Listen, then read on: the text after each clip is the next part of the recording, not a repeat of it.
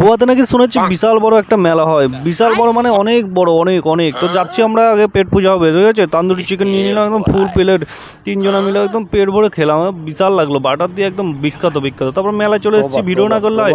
বলছে সবাই কী করছো, ভিডিও করো, হ্যাঁ ভিডিও করো। তারপরে এটা দেখতে পাচ্ছ না, নাগরদোলনা, এটাতে আমার কিন্তু খুব ভয় লাগে, কাউকে বলার দরকার নেই, ঠিক আছে।